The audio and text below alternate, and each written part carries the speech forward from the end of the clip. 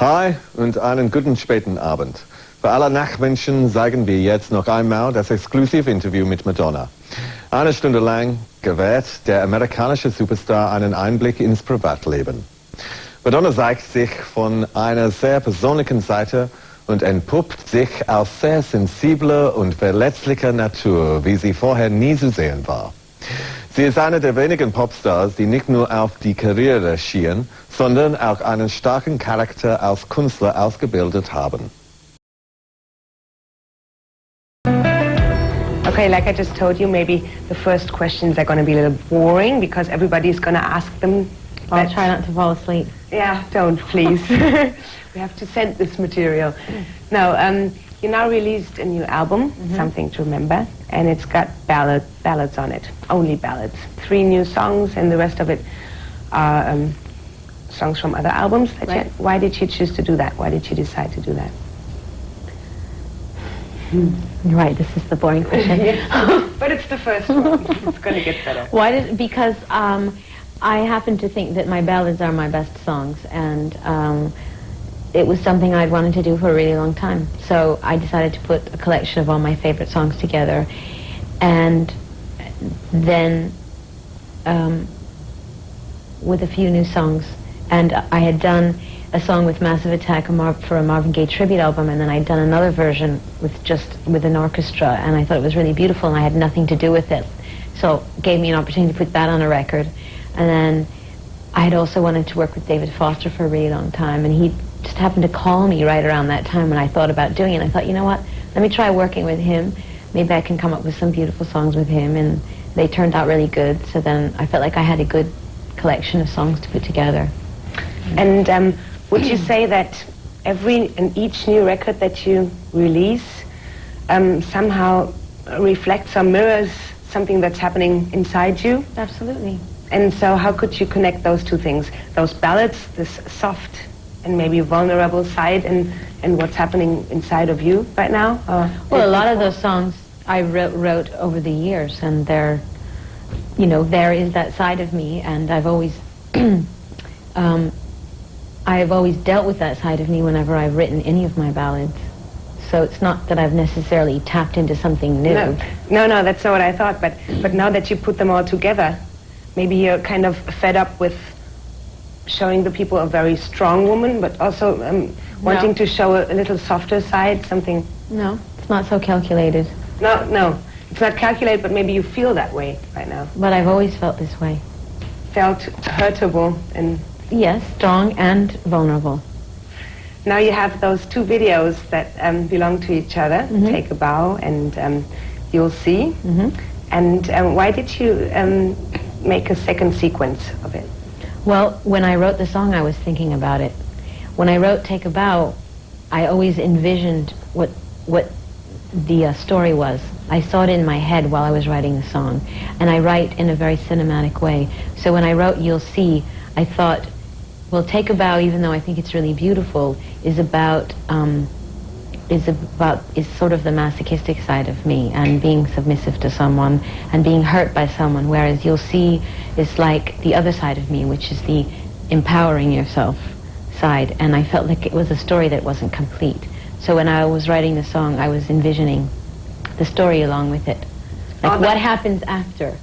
Although when you listen to You'll See, it sounds a little bit as if you were telling yourself, it doesn't matter to me, I'm going to be able to cope with it, but maybe it's not really true.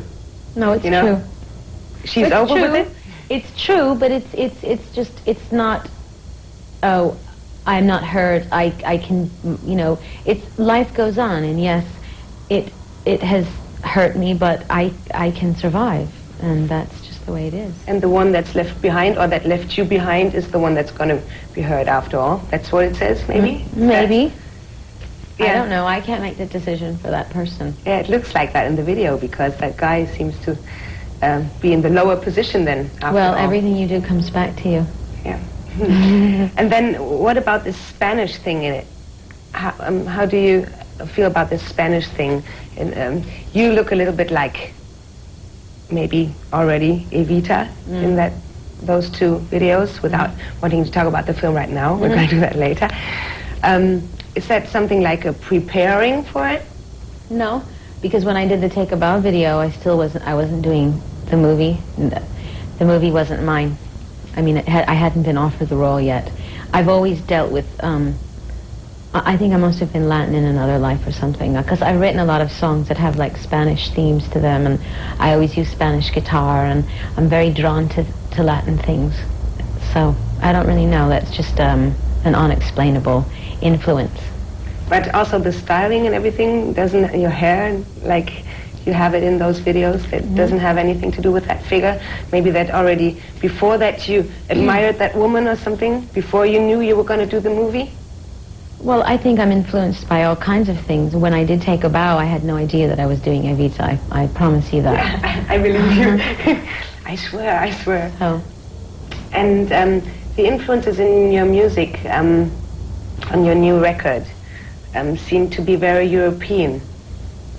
Why is that? Like, which songs are you talking about? Yeah, for example, you working with Massive Attack, you working with Nelly Hooper, you working with Björk, which is Bedtime Stories, but still it seems as if you were focusing on European music a little bit.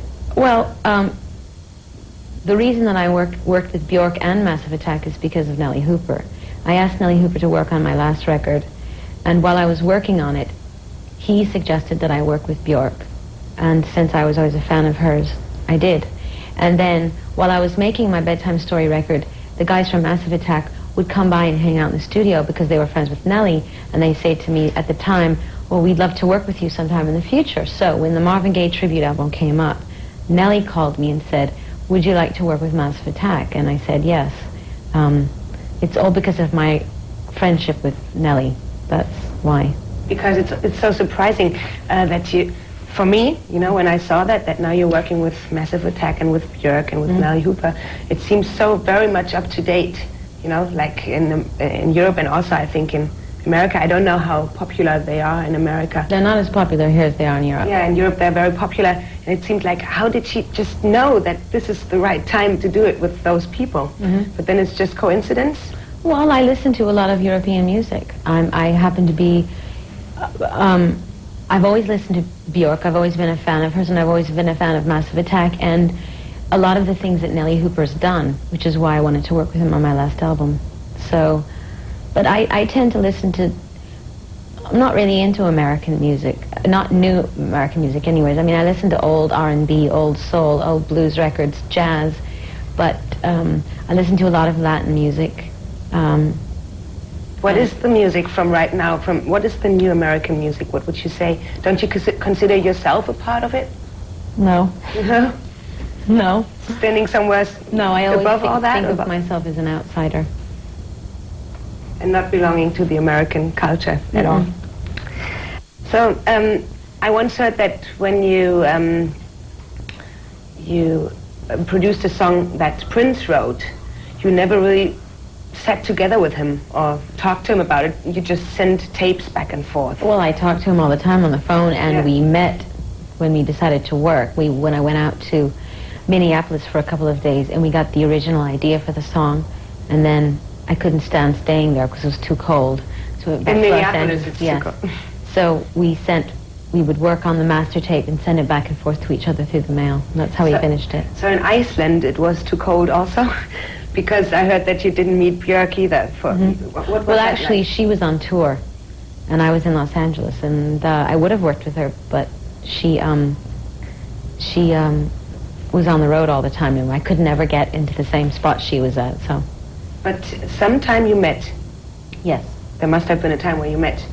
But so it's not like that when I imagine you and Björk wrote a song together, or Björk wrote a song for you, that you two sit on a table and go, what do you think of this, and should we do it this way? And how can I imagine you working on a song that you write? What does that look like? Do you just need I'm laying on the floor on my stomach, writing in my notebook. And do you need a special mood to be creative, or so that something comes up inside of you?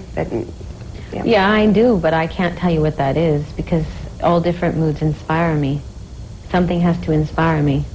And is it that you I need to be alone, that's for sure. And you jump up at night and say, oh, now I've got it? Sometimes, yeah. And it's not like that you tell yourself sometimes, well, I have to write a new song, and you get up at 9 o'clock in the morning, sit down, and I do that too. So everything is possible. Everything about writing a song in any way, like when you sit in the car, and you sit in the bathtub. Yeah. There's not a special moment when you're most productive. Usually right after someone breaks my heart, I'm terribly productive. You think that pain and being sad is good for being creative? And when you're happy, you're not? No, I am, but for me, pain is more inspiring. But then when I'm happy, I'm too busy being happy. Yeah, but that's what I wanted to say. You're very creative, so you must be sad a lot of times, or there must be a lot of people breaking your hearts when you write so many songs. That's true. Sorry. Well, yeah. What is it that makes a song a real Madonna song? If you, for example, take a Marvin Gaye song like I Want You, and then there's Massive Attack working on it, but still it's your song, and everybody would know it's your song. It's, besides your voice. Well, that's what it is, really. It's the sound of my voice and the emotion in my voice that's mine and no one else's. Is there a special style to the music? I mean, if the producer is sitting there, you maybe tell him also what to do? Or do you leave the producer alone and say, do whatever you want to do? No, I work, and it's a total collaboration. But once again, there is no method. I interpret the song my own way. And, you know, I can't answer that question. But in your music, you always have everything. I mean, I think you're best when you have everything under your control. What do you think? If you can decide how things work, so at the end, your product is very close to yourself. It's not a question of being in control. It's a question of working with people who have the same ideas that I have, who are sympathetic to my ideas. I don't want to work with someone who just agrees with everything I do. I want to work with someone who has ideas that I am interested in. So we collaborate on things together. And I'm the most happy when I feel that it is the closest to the truth or the closest to what I want to say. But very often other people, Nellie Hooper influenced me with a lot of his ideas, and that's why I chose to work with him, because I like his style, I like his taste in things, I like the way he looks at life. And those are the kind of people that I want to work with.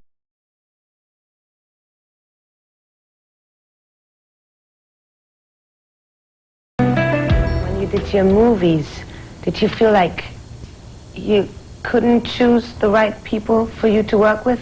Because I read somewhere that the thing that made you feel not too comfortable with some of your movies were that you couldn't have the product somehow under your control, that you could at the end say, well, this has something to do with me.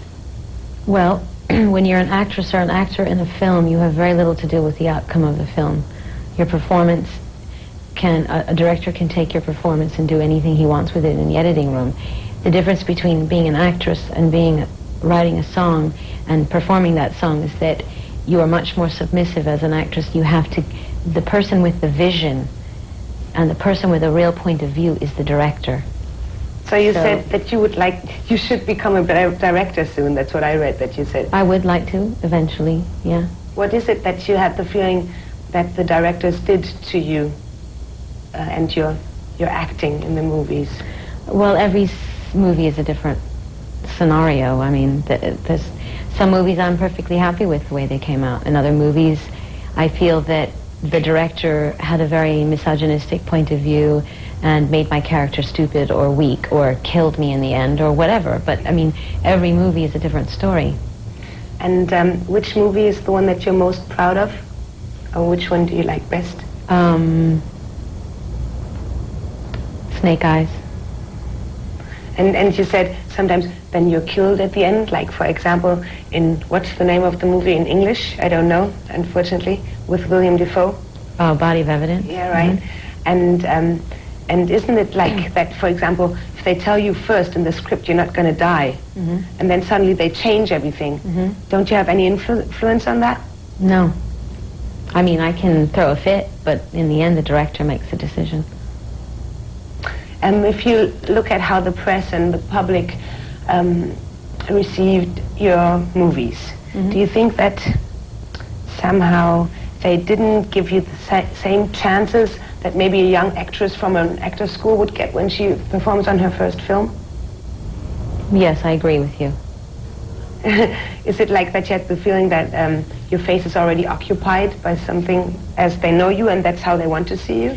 Well, because I'm already successful in another area, they sort of don't give you a chance to grow and make mistakes. You're expected to be absolutely perfect in everything, and if you do anything less than perfect, they can't forgive you for it. You're judged with a whole different set of rules. Because you were already popular Successful. before. And do you think that's in any country like that, or do you? Yes, absolutely. Not especially in America. It's everywhere. Yeah. And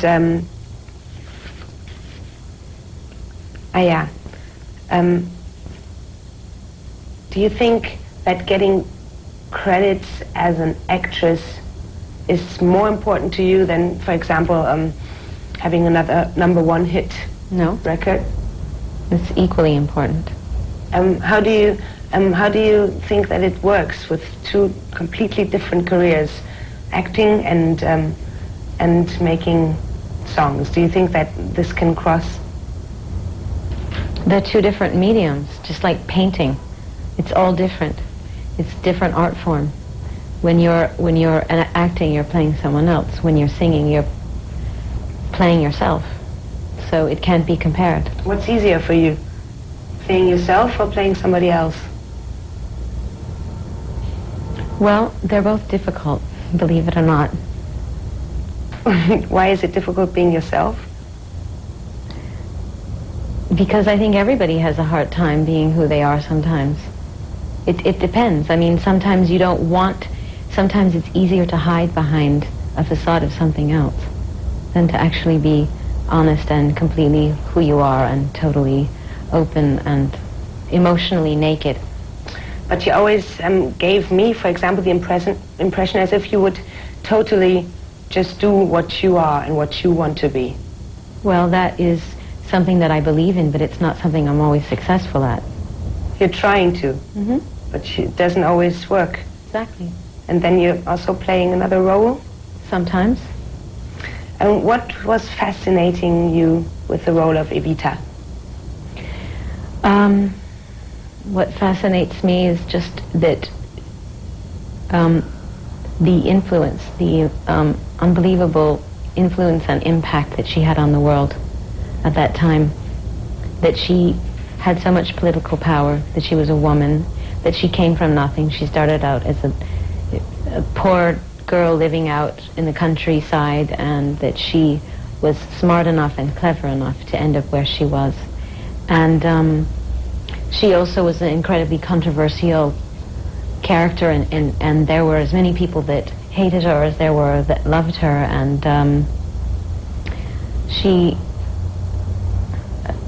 I think she's mysterious.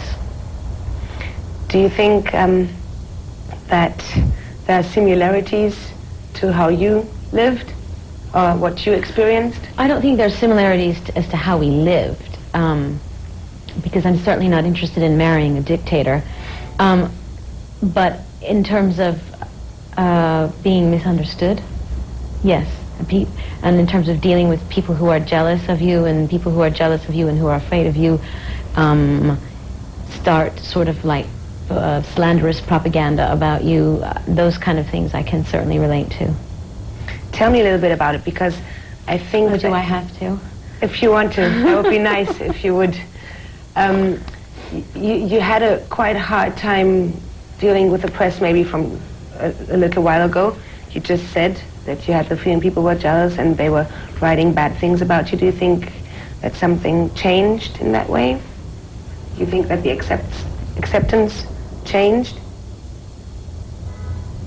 Acceptance by whom? Yeah, by the press, for example, of your work, of well, yourself. first of all, the press has always given me a hard time since the very beginning of my career. But there was a period of time, and it's actually continued for a very long time, since the time that I published my sex book and my record Erotica came out. There have been a lot of incredibly angry and but transparent things said about me. Yes, from that time period. And there's been, in my opinion, an enormous amount of effort put out by an enormous amount of people to try to undermine my contribution as an artist and say that I'm not talented, that I can't sing, that I can't act, as a sort of way to get me to go away, to get me to shut up, to punish me, basically, for being a bad girl. And why do you think? What do you think they can't cope with what you're doing? My honesty, my opinions about sexuality, the fact that I am a woman and that I have success, that I have money, that I have fame, and I have fortune, and that I do it on my own. I don't need a man in that respect. I think that frightens a lot of people. But don't you think, well, this is just a very personal opinion of mine, that I had the feeling that in the last 2 years, or maybe since Bedtime Stories, suddenly lots of people woke up and said, wow, she's doing great stuff, look at her. I mean, lots of friends of mine, and maybe this is not a complete range of people that I can quote, but they suddenly started looking at you differently. Because they saw me as a survivor. Maybe. Don't you think that the press sees you as a survivor now and now honors it somehow? Yes, they've said to themselves, we can't destroy her. Well, maybe we better think twice about it or something, yeah. And all those bad things that you read about yourself, did they ever hurt you? Or Absolutely. Don't they? Yes. Although you have the feeling it's not true, why can't you keep it away from you? What hurts me is not whether it may be true or not. What hurts me is that so many people seem to get so much enjoyment out of hurting other people.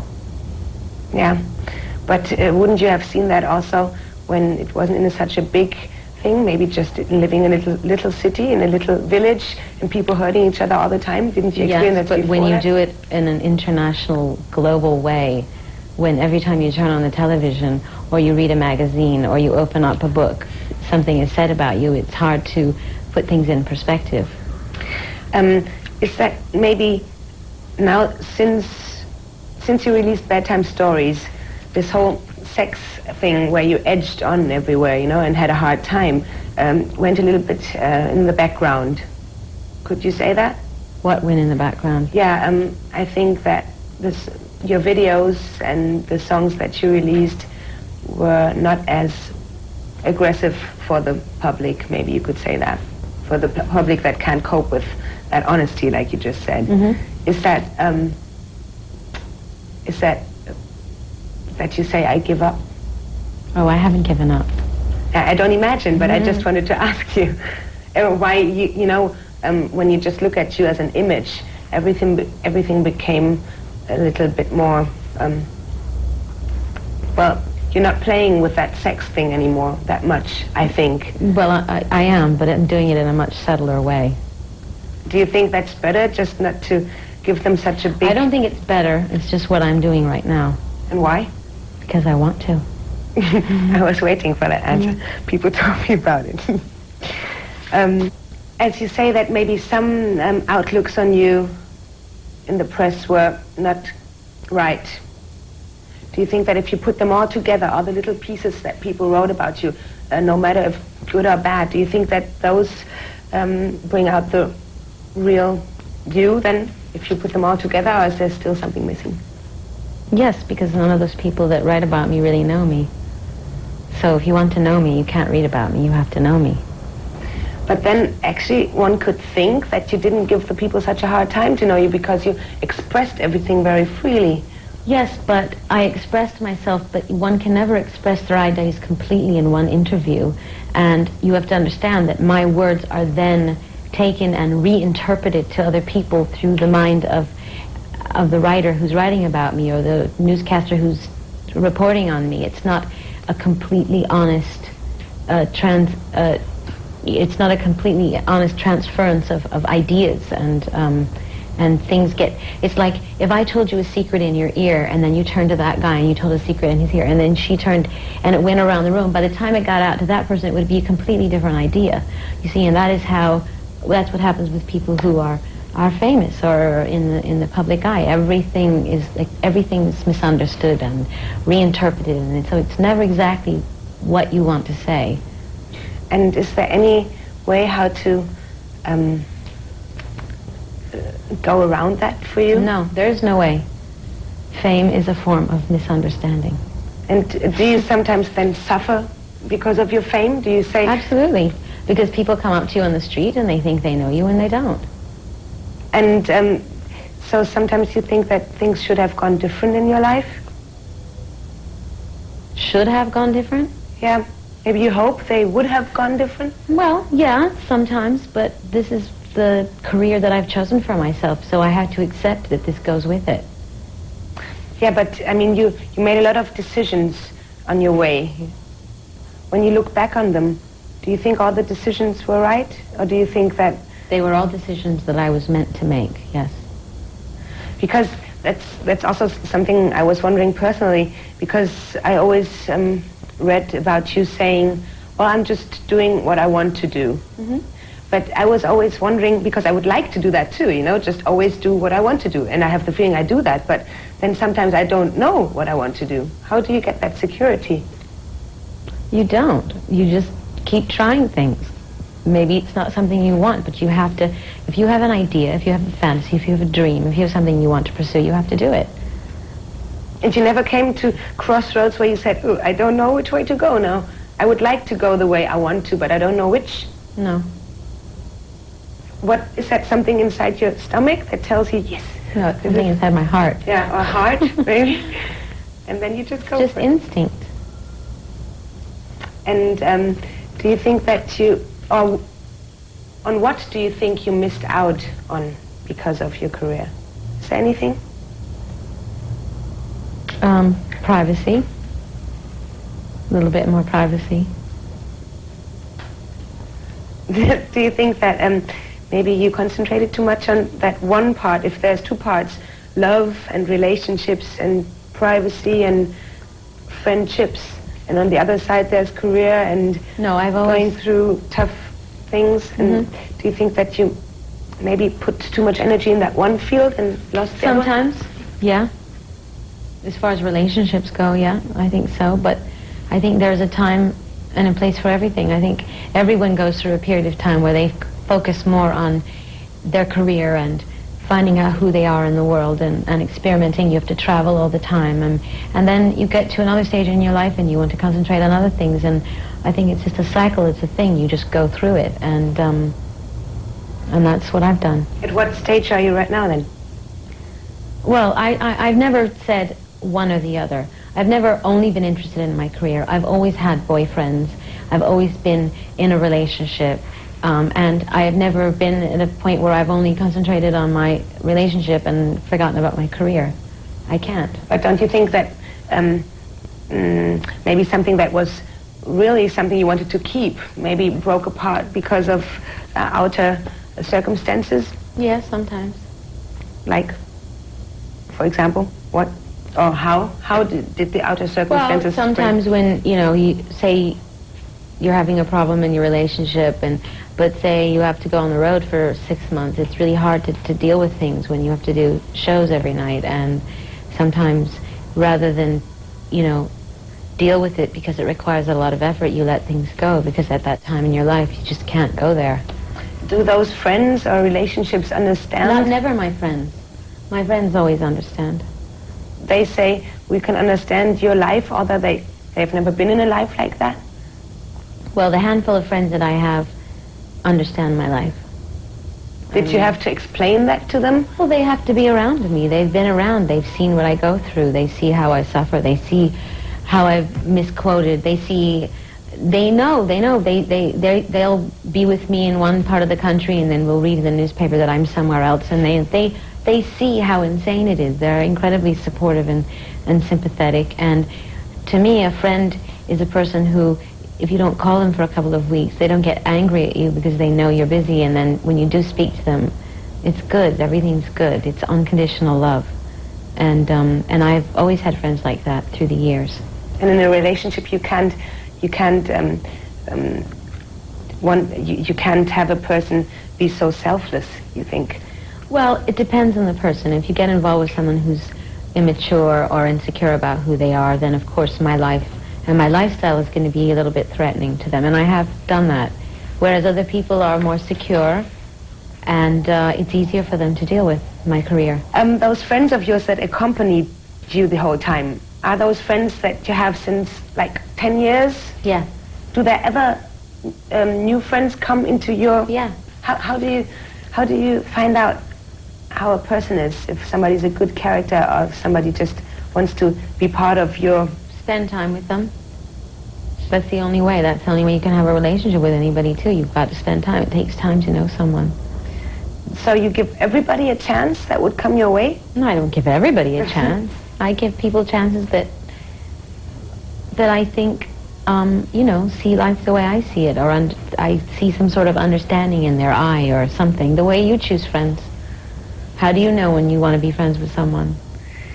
Yeah, well, I spend time with them. That's true. Mm-hmm. But then on the other side, I thought that maybe being in a position like you are, you have to have a technique to select, maybe. No. A lot of the people that I end up becoming friends with are people who are introduced to me through other friends. So since they're introduced to me through other people I already trust, it's easier for me to trust them. If you look at people that are maybe in the same stage of popularity as you are, if you could maybe say Prince or Michael Jackson, I mean, maybe you don't consider them there, but they live very strange lives. I mean, they pulled themselves back out of society completely, and they don't seem to be human people anymore. Mm-hmm. Why do you think that they live that way? I don't know. I can't speak for them. Yeah, but I thought maybe, as you don't live like that, I think, maybe you came to a point where it was close to that. Or maybe you came to a point where you thought, oh, I can understand why they... Yeah, I can certainly understand why they feel the need to protect themselves and hide, but I love being around people. I don't want to hide. I've never been that kind of a person. I like doing normal things. I like going for walks. I like riding my bike. I like being out there in the world. I don't want to cut myself off from the world because that's what inspires me. But is that always easy? No, it's a challenge, but, I can deal with it. For example, if you go with your bike for a ride, mm-hmm. How can I imagine that? I mean, is there a crowd of people running behind you? No, not so much in America. In Los Angeles, I go for bike rides all the time. Nobody bothers me. Where is it worse? In Europe, it's worse. Really? New York is kind of crazy. In big cities, it's crazy. But places that are more out in the country and far away from the city, it's much easier. When you talk about America and Europe, I was thinking before that America actually is much more conservative than Europe is. What do you think? I used to think that, but I think Europe's getting really conservative too. Yeah? Yeah. But then again, I mean, maybe that doesn't show how liberal a country is, but for example, if you would say fuck right now, like 100 times, I guess nobody would care because, I mean, we wouldn't cut it out, because everybody says that on the street, so why not saying it on television? Mm-hmm. Don't you think that this mirrors somehow another attitude towards those things? Well, in that respect, then Europeans, I would say, are less hypocritical that way. Yeah, that's what I meant. Mm-hmm. There's a double moral thing in America. Yeah. But would it at all challenge you to say fuck if they don't cut it out? No. So what is the reason then why you want to challenge the society, or what is the reason why? I'm not interested in challenging people who, I mean, it's like, that's like preaching to the converted. I mean, the reason that I would go on television in America and say fuck is because is to show the hypocrisy in America and show how ridiculous it is, because everybody and their brother uses that word, and it really doesn't have anything to do with sexual intercourse. It's like an expression of joy, love, shock. I mean, it means so many things, and it's ludicrous to not be able to say it and have it bleeped out. It's the same for shit. You know, you're not allowed to say shit, and you're not allowed to say fuck, you're not allowed to say... And meanwhile, everybody says it in everyday life. So I feel inspired to, you know, push those buttons because I want to show how ludicrous it is. But, you know, I don't just go around saying those words. No, that's what I thought. But do you think that over the years, I mean, of course, things change not because of one person like you, but do you think that you pathened away? Can you say that? Pathened away? Made a path? Yeah, made a path. Yeah.